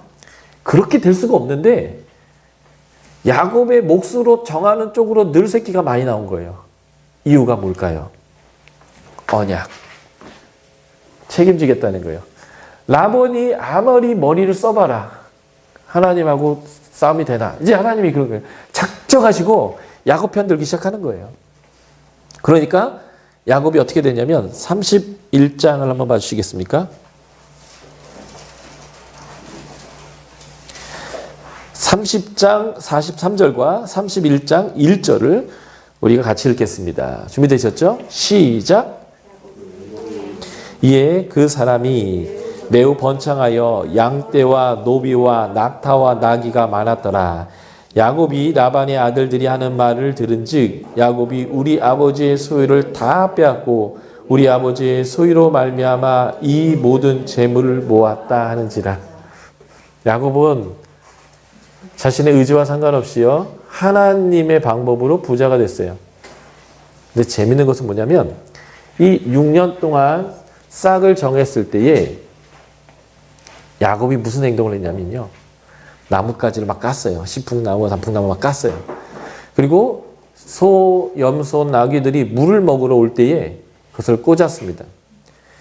아마 이게 얼룩덜룩덜룩하게 보이게 해서 그들이 이것을 보고 물을 먹으면서 그런 새끼를 낳게 하려는 주술적인 것 같아요. 근데 아무 의미가 없는 주술이에요. 그래서 이렇게 봐서 튼튼한 양이나 염소가 이 물을 먹다가 교미를 할 때는 이걸 보면서 하라고 꽂아놨다가 비리비리하고 연약한 양들이 오면 이것들이 낳은 새끼는 내 거 하면 안 되겠다 싶어서 다 걷어들였어요. 야곱적으로. 그래서 라반의 계략과 상관없이 쭉 성장하는데 제가 이상하게 여기다 이렇게 꼬리표 하나 이렇게 달아놓은 거예요. 이게 무슨 의미냐면 그는 성장하고 있지만 그는 외면적으로 하나님의 능력에 의해서 계속 자라고 있지만 실제 야곱적 모습이 이때 있었다는 거예요. 그대로. 하나님이 여기서 뭐라고 했냐면 다 책임질게 했거든요. 그 말이 귀에 안 들리는 거예요. 그러니까 자신의 방식으로 이 집의 딸을 내가 아내로 삼아서 다 먹어야겠다라는 생각을 한다든지 싹을 준다니까 튼튼한 놈은 다 내 거 해야지 하고 튼튼한 놈들 그 얼룩덜룩하게 나오게 막 나무 까서 꽂아놓고 약한 것들이 와서 교미하면 싹 빼고 이건 라반이 새끼들이라고 빼고 하는 야곱적 모습을 야곱은 쭉 진행해 왔다는 거예요. 한번 이 고생을 했으면 안 해야 되잖아요. 인간이 그게 없어요. 그게 없다는 것을 고급적으로 표현하면 지혜가 없다라고 표현합니다. 역사의 교훈을 잘 깨닫지 못해요. 어느 상황이 되면 여전히 자신의 방식으로 고, 못 먹어도 고. 노름하는 사람들이 그렇잖아요. 손 자르면 발가락으로도 한다고 꽂아고 이렇게 자신의 방식을 끝까지 고수하는 거예요. 이런 인간이 믿음의 조상인데 이러한 인간을 진짜 믿음의 사람으로 만들었다 하는 거예요. 그래서 야곱이 가장 결정판이에요. 하나님의 신실함과 위대함을 보여주는. 이렇게 야곱이 굴었는데도 하나님은 신실하게 그를 부자 만드신 거예요. 31장 1절 보면 우리 아버지의 소유로 말미암아 이 모든 재물을 모았다 하는지라 라고 할 때 이것이 개역 성경에서는 이건 개역 개정인데 개역 성경에서는 거부가 되었다 이렇게 표현돼요. 근데 그 거부란 단어가 카보드라는 히브리어인데요. 카보드가요. 히브리어로 영광이라는 뜻이에요. 하나님의 영광 할 때 사용되는 게 카보드입니다. 카보드의 원어의 집자적 의미는 무겁다거든요. 성막에 하나님의 영광이 임하면 확 임해요. 그래서 아무도 거기를 범접하지 못하고 그 하나님의 영광이 임하면 사람들이 퍽퍽 쓰러져요. 엎어져요. 마치 이게 은사하시는 분들이 이렇게 손도 안 되는데 기도하면 폭 넘어가는 것처럼 그 무겁다, 이 영광이라는 단어가 무겁다 이런 단어인데 여기 이 단어가 사용됐어요. 다시 말해서 그가 부자가 된 것은요. 어떤 의미냐면 이중적 의미인데 하나님의 영광이 나타난 거예요. 부자 될 확률이 제로였거든요. 왜냐면 라반이 14년을 아내 둘 주겠다고 했고 자기의 딸 어차피 자기가 데리고 산 딸 주고 14년 부려먹었고요. 6년 동안 싹을 10번을 변경했어요. 그러니까 이 변경은 어떤 의미에서는 부당거래이고 라반이 절대적으로 유리한 방식으로 계속 거래를 한 것이기 때문에 물리적으로 자연적으로 이렇게 했다라고 한다면 야곱은 100% 그지였어야 돼요. 제로. 이거 정확히 말하면 흥부 있잖아요. 아내랑 자식 새끼는 많은데 가진 거 없는 사람. 딱 그 상태였어야 하는 게 맞는데 놀랍게도 큰 부자가 되어 있다라는 거예요. 이것은 전적인 하나님의 모습이죠. 그러니까 인간의 불성실함과 하나님의 성실함에 대한 명확한 대조가 여기서 일어나는 것입니다. 그래서 20년째 해가 끝났어요. 그게 이제 31장부터예요. 근데 하나님이 말씀합니다. 야곱아, 집에 가라. 분위기가 안 좋아요. 31장 2절을 보세요. 야곱이 라반의 안색을 본즉 자기에 대하여 전과 같지 않다라는 거예요. 근데 하나님이 때마침 말씀하셨어요. 집에 가라. 그래서 야곱이 이제 집에 가야 합니다. 그런데 집에 가려면 문제가 있어요. 뭐가 있냐면요. 첫 번째 문제는요. 아내들이에요. 요즘 며느리들은 시댁이 싫어서 시금치도 안 먹고 시내버스도 안 탄대요. 시자를 싫어하는 거죠. 보세요. 아내들이 자기 아버지 집 친정에서 20년 동안 결혼 생활을 했어요. 근데 어느 날 갑자기 남편이 시댁 가재요. 요즘은 시댁을 가도 차도 있고 버스도 있고 비행기도 있어서 아무리 미국에 살아도 올 수 있어요. 그런데 이 당시에는 지금 시댁이 가까운 동네가 아니고 완전히 떠나간 동네이기 때문에 이제 다시는 집에 올 수 없을 환경이 100%예요. 왜냐하면 여자들은 옛날에 남자들처럼 자유롭게 여행을 하거나 마음대로 돌아다니거나 그런 게 없어요. 우리나라도 한 번 시집 가면 아예 호적을 파서 너는 외인이야 라고 했기 때문에 지금 시댁으로 가자는 얘기는 이제 이 아버지 뭐 완전 빠이빠이 하자는 얘기거든요. 그러니까 아내들 넷이 동의하겠냐고요. 하나도 아니고 넷이. 동의가 안 될 게 100% 같은데 본문 31절 보면 라반이 야곱이 집에 가자 했더니 어떤 일이 벌어진 줄 아세요? 다 발떡발떡 일어나서 가는 거예요. 아버지가 당신을 외인 취급했다는 거예요. 아버지가, 그러니까 라반이 얼마나 야곱에게 잘못했는지를 딸들이 아빠 편을 안 들어요. 다 가자고 일어나는 거예요. 심지어 라헬은요, 어떻게 하는 줄 아세요? 아버지 가신상, 신상 드라빔을 훔쳐가요. 이게 무슨 의미냐면, 말이나 누지문서에 나와 있는데, 그 집의 가신상은 그 집에 합당한 상속자가 갖는 거예요. 그러니까 라헬은 어떻게 생각하냐면, 당신이 우리 집 상속자야. 그러니까 나 이거 가져갈 거야 하고 훔쳐간 거예요. 그러니까 이 모습은 야곱이 얼마나 고생했는지를 명확히 아는 거예요. 라반의 집에서. 4명이 다 따라 나오는 거예요. 가자고. 먼저 막 벌떡벌떡 일어나요. 막 가시성 훔쳐가고 가는 거예요. 그래서 하나의 문제는 해결됐어요. 근데 또 다른 문제가 있습니다. 두 번째 문제 뭔지 아세요? 지금 야곱이 라반의 것을 다 훔친 게 아니라 하나님께 주신 거지만 현상적으로 뺏은 거로 돼 있기 때문에 라반이 쫓아오는 거예요. 근데 문제는 그 많은 재물을 갖고 가기 때문에 빠르게 도망을 못 가는 거예요.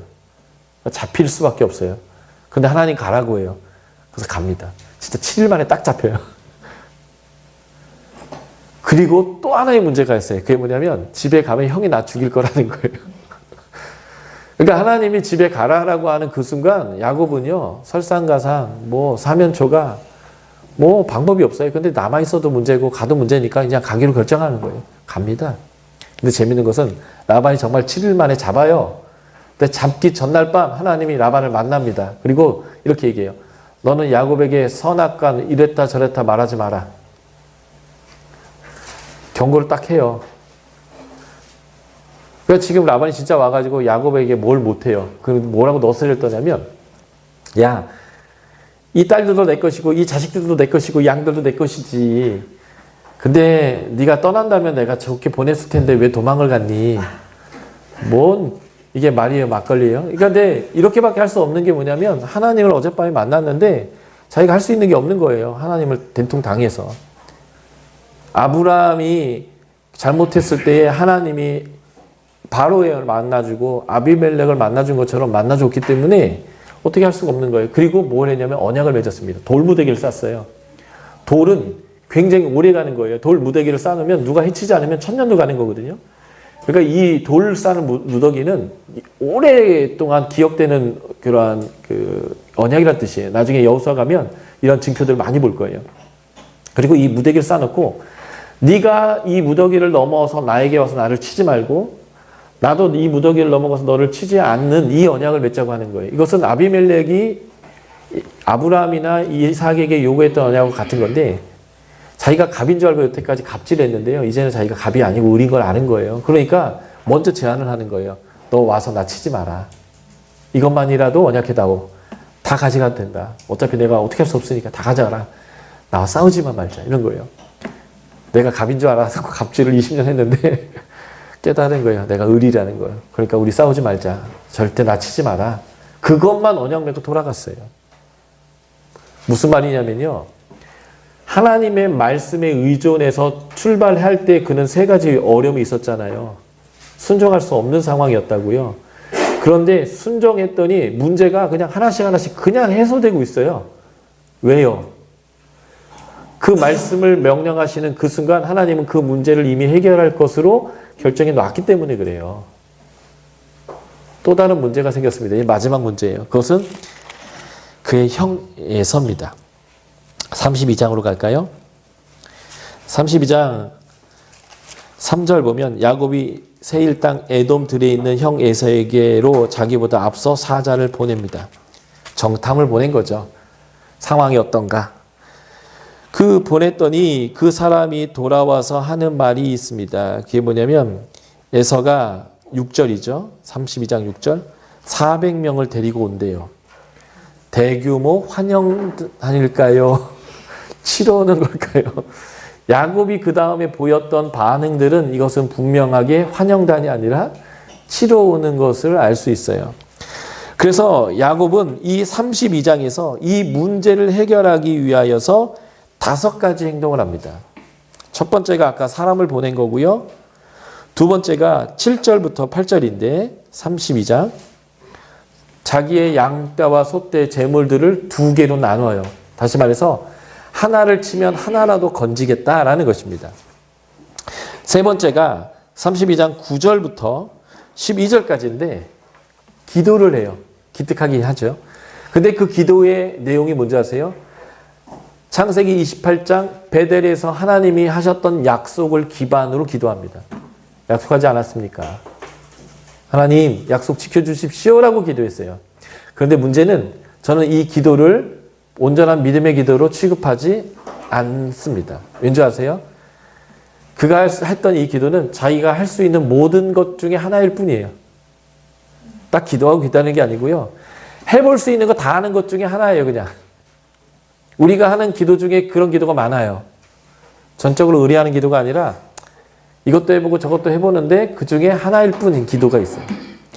네 번째 그가 한 것이 뭐냐면 13절부터인데요. 32장 13절부터인데 선물을 보내요. 형에게. 그의 마음을 누그러뜨리려고. 5 종류의 짐승을 560마리를 한 번에 보낸 것도 아니고 계속 나눠서 보냅니다. 저희가 SBS에서 양이나 염소를 잡아서 제사 드리는 실습을 할 때가 있는데요. 그냥 제사의 의미가 뭔지를 보기 위해서 우리가 양을 잡을 때 보통 70만 원 정도에 사와요. 양 한 마리를. 양 한 마리가. 그런데 양, 염소, 소, 나귀, 낙타 560마리라면 얼마 칠까요? 어마어마한 돈이에요. 우리 한우 한 마리에 한 5, 600만 원 하거든요. 소. 여기 이 당시에 이 소가 그렇게 비싸진 않았겠지만 소, 양, 염소, 나귀, 낙타를 560마리 보냈다는 것은요. 몇 억은 보낸 거예요. 그만큼 다급했고요. 그리고 560마리 보내도 엄청 남을 만큼 많았고요. 이렇게까지 했는데도 안심이 안 됐어요. 그래서 그가 마지막 한 게 뭐냐면 가족들을 다 이렇게 넘겨보내고 하나님과 씨름을 했습니다. 그게 우리가 잘 아는 약복강의 씨름이에요. 32장 21절부터죠. 여기에 아주 재미있는 일이 벌어집니다. 둘이 싸워요. 밤새 싸워요. 이 밤새 천사와 야곱이 싸우는데요. 야곱이 이겼을까요? 천사가 이겼을까요? 누가 이겼습니까? 이 싸움에서. 야곱이 이겼나요? 천사가 이겼나요? 야곱이 이겼어요? 네, 제가 그러면 쉽게 설명해 드릴게요. 둘이 싸워요. 싸웠는데 싸움이 끝났는데 한 사람은 이렇게 딱 서 있어요. 그리고 한 사람은 뼈가 부러져 가지고 밑에서 끙끙대고 있어요. 서 있는 사람이 이겼어요? 끙끙댄 사람이 이겼어요? 그럼요. 서 있는 사람이 이긴 거죠. 그런데 그 서 있는 사람이 이상한 말을 하는 거예요. 네가 이겼다. 이걸 풀어야 돼요. 이게 굉장히 중요한 해석이에요. 분명히 싸움은 천사가 이겼습니다. 그런데 네가 이겼다라고 얘기하는 거예요.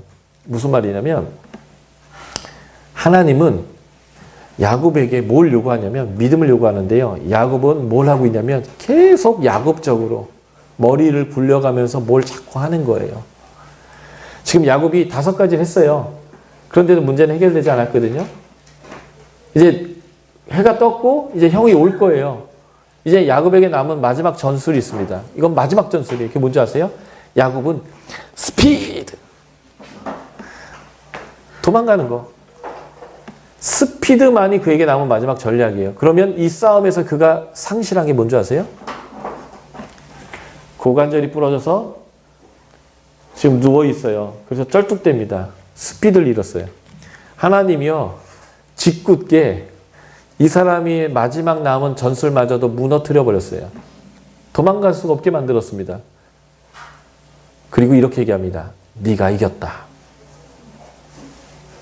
사실은요. 야곱은 아무것도 안 해도 되는데 너무 열심히 너무 많은 걸 한 거예요. 도망갈 필요도 없다는 거예요. 그러니까 넌 스피드도 필요 없다는 거예요. 가만히 있으면 된다는 거예요. 에서가 왔는데 어떻게 해요? 내가 네 앞잡이가 될 테니까 캄보이가 될 테니까 앞서가자 하면서 껴안고 울고 막. 그러니까 지금 라반을 만난 것처럼 하나님 다 만나서 해결을 끝내버린 거예요. 그러니까 야곱은 뭘 했냐면요. 밤새 제가 이런 표현을 가끔 쓰는데 지랄을 한 거예요. 불안해서 미치겠는 거예요. 왜요? 하나님을 신뢰하지 못하니까 내 방법으로 모든 걸 다 해봤는데도 안심이 안 되니까 밤새 천사 바지끄레기 잡고 도와달라고 막 지랄을 한 거예요. 하나님은 다 알고 끝났는데 이걸 말해줘야 되나 말아야 되나. 근데 야곱에게 하나님께 요구하는 게 뭐냐면 아무것도 하지 말라는 거예요. 아무것도 하지 않아도 된다고요. 내가 다 할 테니까 가만 좀 있어 보라고. 그래서 못 도망가게 다리를 팍 부러뜨려서 엎드려 넘어뜨려 버렸어요.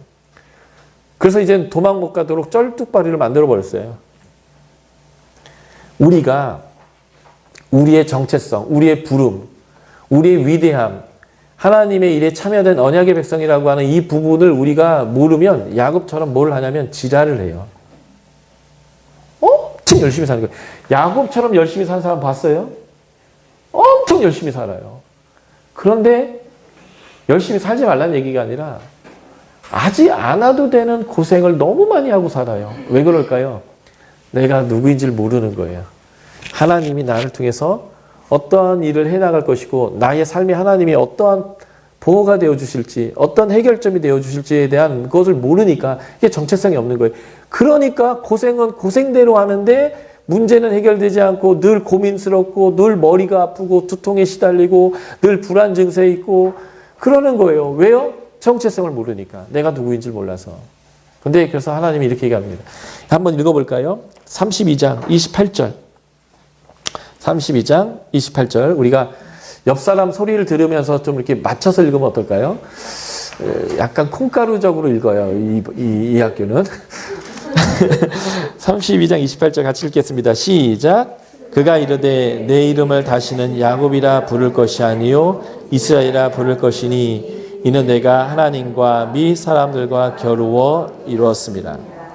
이걸 의역하면 이런 것입니다. 너는 너를 야곱이라고 생각해. 다시 말하면 남의 발꿈치를 잡고 끌어내려서라도 스스로의 능력과 방법과 절차를 따라 복을 얻어야만 되는 사람이라고 너는 생각해, 스스로를. 그래서 너는 너무 애써. 너무너무 너는 고생을 해. 그런데 너는 너를 야곱이라고 부를 것이 아니야. 너는 너 스스로를 이스라엘이라고 여겨야 돼. 이스라엘 뜻이 뭐냐면 너는 하나님하고 싸워도 이기고 사람하고 싸워도 이기는 존재예요. 그러니까 너를 이길 존재가 없다는 거예요. 이유가 뭔지 아세요? 하나님이 너를 그렇게 취급하기 때문에. 하나님이 너에게 그렇게 할 것이기 때문에. 그러니까 너는 스스로를 애써야 된다고, 남의 발꿈치를 자꾸 끌어내야 되는 사람이라고 스스로 여기지 말고, 다시는 그렇게 여기지 말고 너를 하나님과 싸워도 이기는 존재로 너의 정체성을 세우고 사람들과 싸워도 이기는 사람으로 너의 정체성을 세워라 라고 얘기한 거예요. 이 의미 때문에 천사가 쓰러져 있는 야곱에게 장난치는 것도 아니면서 네가 이겼다라고 얘기한 거예요. 네. 여기서 보면 25절, 26절을 보면 네. 하나님이 여기서 말씀이 자기가 야곱을 이기지 못함을 보고 그가 야곱의 허벅지 간절을 치네요. 야곱의 허벅지 간절이 그 사람과 시험할 때 어린애때요. 네. 또 하나님이 나를 해다니까 가져왔는데 야곱이 잡고 늘어지니까 축복해달라고 축복. 이기지 못한다는 말이 무슨 말이냐면 힘이 딸리다는 얘기도 아니고 능력이 약하다는 얘기도 아니에요. 그가 끝까지 그렇게 붙들고 있음에 대한 얘기예요. 그러니까 예. 24절, 25절 보면 그렇게 이해를 했는데 그래서 이제 간단히 이렇게 얘기하시니까 이걸 이해가 되는지 다시 사실은 이 성경을 읽을 때 그 문맥과 행간을 읽는 게 굉장히 중요해요. 그래서 우리가 성경을 읽을 때 이 문자 때문에 굉장히 헷갈리는 게 많아요. 지금 행간을 보세요. 그러니까 이기지 못함에 이런 말은 그의 그 축복에 대한 갈구를 꺾지 못한다라는 걸 얘기하는 거예요, 사실은. 야곱과 씨름하다. 예. 자기가 야곱을 이기지 못함을 보고 하나님이 야곱을 못 이기니까 이제 가셔야 되니까 해야 되니까 야곱과 그러니까 못 이겼다는 게 싸움을 못 이기는 게 아니고 계속 붙들고 늘어지는 거에 대해서 못 이겼다는 얘기예요. 예.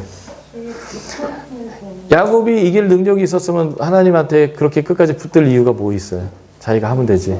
하나님도 이기는데 에서랑 싸워서 이기면 되잖아요. 그러니까 사실 여기서 이긴다라고 하는 내용은 바로 그런 거예요. 도와주세요. 복 주세요 하고 끝까지 붙들고 늘어지는 이 부분을 떼어내지 못함을 보고 이런 의미가 되는 거라는 거죠. 이런 예. 그러면 성경을 읽는 그대로 읽으면 알게 되네요. 성경은 글이잖아요.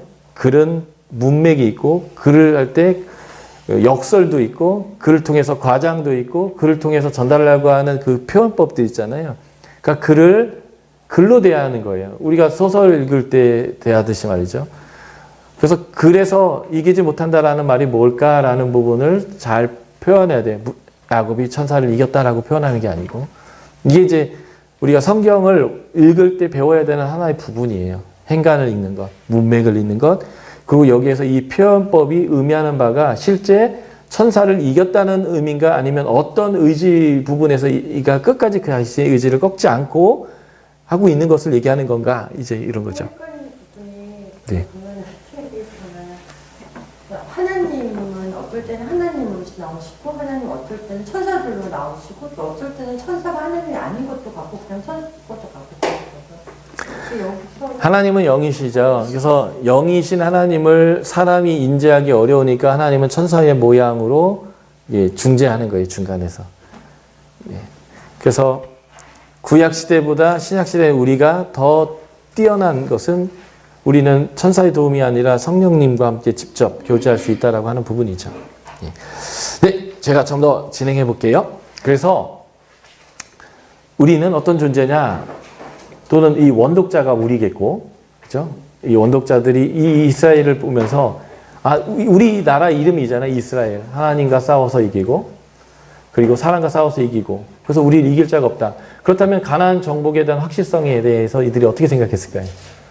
지금 하나님이 이 라반의 문제와 에서의 문제를 해결해주고 있는 이 문제를 보면서 지금 우리 앞에 놓여있는 안악자손의 문제를 어떻게 이해할 수 있었겠느냐. 답이 뻔해요. 하나님이 결정하신 일은 그렇게 이끌어갈 거라는 거죠. 그래서 우리가 봐야 되는 게 뭐냐면요.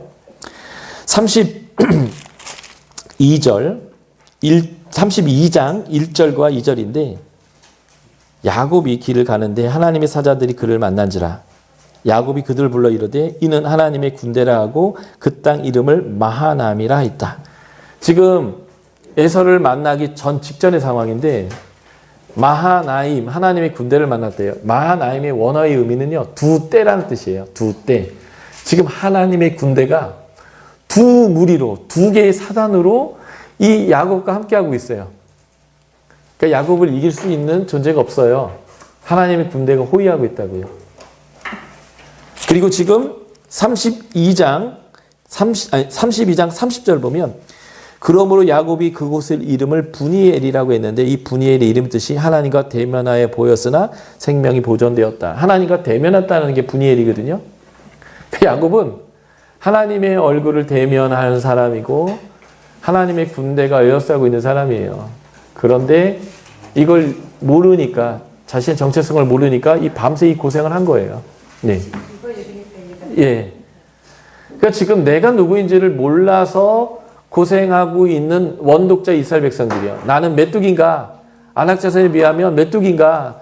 나는 광야의 불황자인가? 나는 배운 게 없고 가진 게 없는 하찮은 존재인가? 라고 하는 자들에게 너는 이스라엘이다 라고 얘기해 주는 거예요. 하나님도 사람도 너를 이길 수 없어. 이걸 이렇게 표현하면요. 이런 거예요. 제가 어제 너를 축복하는 자를 축복하고 저주하는 저주한다는 것이 아버지와 딸 관계처럼 얘기했잖아요. 부모가 자식을 못 이겨요. 실제 못 이겨서 못 이길까요? 부모가 자식을 이길 수 없대요. 우리 속담에. 자식 이기는 부모 없대요. 왜 못 이기냐면요. 사랑 때문에 계속 져줘요. 화를 내야 되는데 참아요. 벌을 줘야 되는데 그 벌을 적게 줘요. 그리고 정말 호적에서 파버려야 되는데 끝까지 기다려요. 져준다고요. 왠 줄 아세요? 그냥 엄마니까 아빠니까. 지금 하나님이 내가 졌다라고 하는 말은 그런 의미예요. 나는 너와 싸워서 이길 수 없어. 왜냐면 내가 너 너무 사랑하거든. 너무 좋아하거든. 그래서 내 사랑과 긍휼이 너를 용납할 수밖에 없어. 그러니까 좀 든든하게 살아봐. 네가 누구인지를 좀 인지해봐. 그게 네 정체성이 될 거야. 라고 말하는 것입니다. 그래서 믿음 없는 조상들이요. 하나님을 신뢰하지 못했던 예.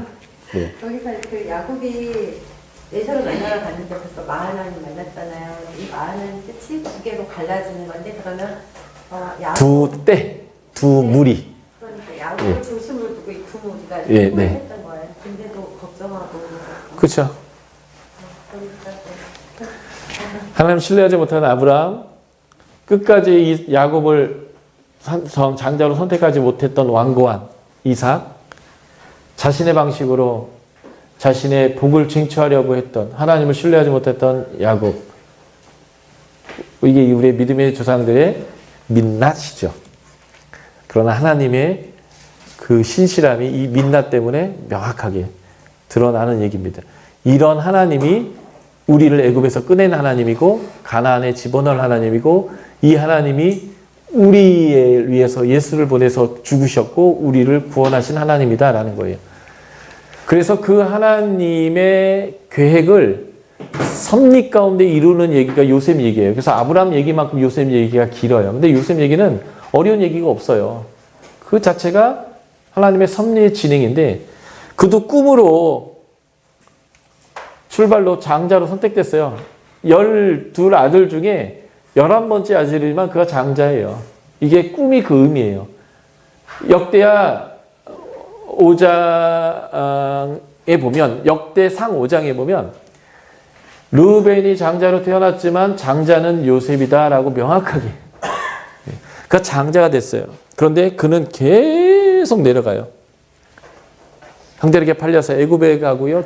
노예가 됐다가 거기서 신실하게 행하지만 그는 감옥에 들어서 종신수가 돼요.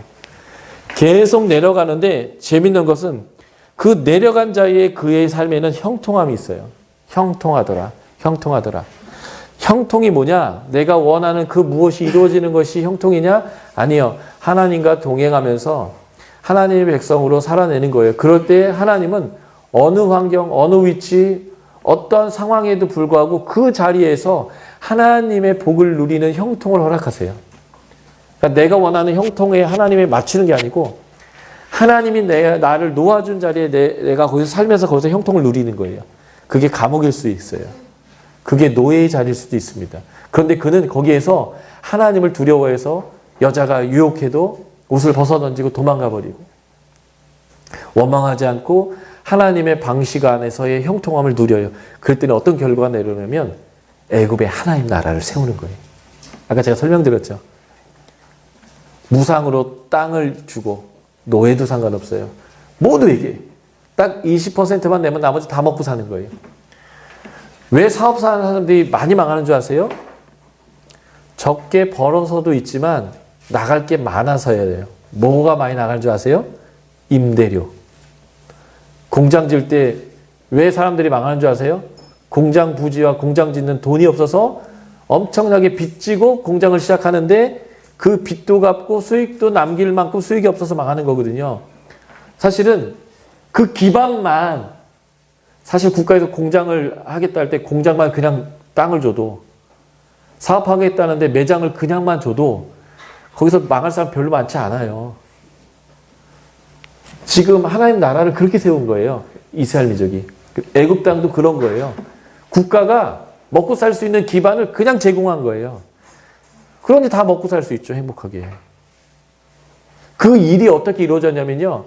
하나님의 부름의 자리가 감옥이든 노예의 자리든 거기서 하나님과 동행하는 형통함을 누린 사람을 통해서 그 하나님의 나라가 그곳에 임했고 그런 하나님의 나라가 세워지는 거예요.